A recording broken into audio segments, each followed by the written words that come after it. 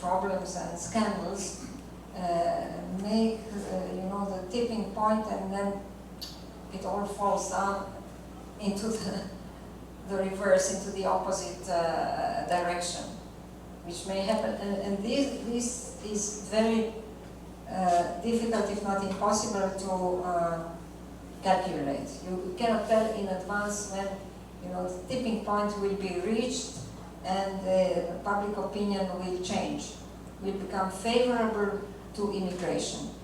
As Yuan Hong said, it is completely senseless and ridiculous that countries with such low birth rate who will not have enough young people in a few years, that they refuse other people who are already, most of them already well prepared, most of them with schooling, most of them, very often able to become, professionals and to work almost immediately. They just sometimes have to learn the language. It has no sense to refuse them while we have such a low birth rate. And yet, there is like some screen of some blind points. We have some blind points that we can't account for. And we have to somehow work against those blind points. But I also don't know how. We are trying, what we are doing here is part of this. Universities are also part of this. Universities, some of you have migrated for reasons of studies. I have also migrated. Many people have migrated, and we find ourselves at universities that think about these things, and where we come together, we shall have our networks. One day you will come out, you will have your contacts, your networks, you will have met people from other countries, and you will not be so narrow-minded as some people who have never moved from their village are. See? Plus, Europe is also, many places in Europe are very provincial, very provincial. People do not have experience with the outer world. People have, it's not like here. Here it's very cosmopolitan where you live. But many places in Europe, including in France, are completely closed, and people are narrow-minded. You see, they are not cosmopolitan. Even when they think they are. Plus, they have only one language. You see, people who have only one language are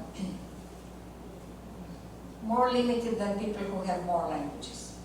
Right? Here you have several languages. Most of you have several languages. This is a big advantage. When Europeans will have several languages, they too will have that advantage. Most Europeans don't have that advantage. Another comment or question? This is really connected or tied up situation. The government is kidnapped by the right-wing populist public opinions. Exactly. And the government also manipulates public opinions in order to win more votes. Okay, and the technocrat, they work for the government. Scholars, most of the time, political economists, they work for the government to supplement, to complete, to furnish their policies, and so on. And they educate, they produce textbooks, so there's no turning point. So what is, if there's enough, for example, activists from different corners, the voices will be enough, then perhaps the government would need to listen, but it is never enough. It's always scattered. And also, where do we identify the blind spot in terms of establishment epistemic structure that's very historically contextualized in terms of different contexts. So unless we know where are the blind spots, okay, otherwise we cannot tackle, we cannot just bring our good heart to different corners and work with all those people, but we cannot change. We cannot change the whole-scale legal procedure or public mentalities or general atmosphere. Even a very good civilized housewife could forbid their domestic helper to use the kitchen. In Taiwan, all over. It's not only for the bad people, it's genteel, middle class housewife. They lock them up in the attic or they put them in the walkway and do not share their private space, and they do not share not only the dining table but the kitchen. They cannot cook. Where do they eat? Right? But anyway, there are a lot. So it's at the bottom in daily life, in good citizens surroundings, and its practice. Not to mention those construction sites. Not to mention this agricultural field. When we say modern slavery, it's all there. So what law can we use to protect them? Not only the salary, but this basic human right to belong, to work, to move, to be safe, right? It's very prevailing. But it's not only a European question, it's all over, right? In East Asia, Southeast Asia, especially for Korean and Japanese, they think they are all homogeneous nationals. They deny the history of this highly hybridized migration and so on. So they homogenize their understanding of race at the end of the 19th century, around that time, okay, when this concept of nation state arises. So they erase all the history book and everything. So not to mention Southeast Asia, it's all very, very complicated. And it's not getting better.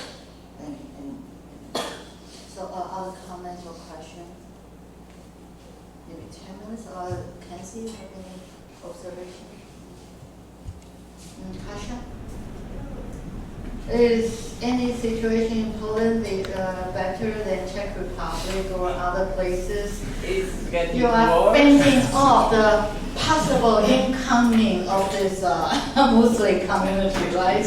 Yeah, not with this government. Yeah. They are very far right wing, and the opinion they are making about the immigrants, not only like the migrants from like different countries like Muslims, but even for like Ukrainophobia in Poland is now really visible. So that's really, and you know, it's kind of weird because if you look at the history of Poland, we have the history of migration really long, even to Africa, to Ireland. They, after the World War II, they invite us. We were welcomed, and now we refuse to get other people. So it's very difficult. So we say thank you. I'll just make sure no other We'll have a comments. class after this, so Yeah, right. yeah. So Yeah, we so should much leave fun. them with this Rada with her students, and let's thank Rada again. Okay. So the rest of us will leave, and you also considerably want to move the Students, tables in the you can have 5 minutes of lots lots of of tables, tables. so that you can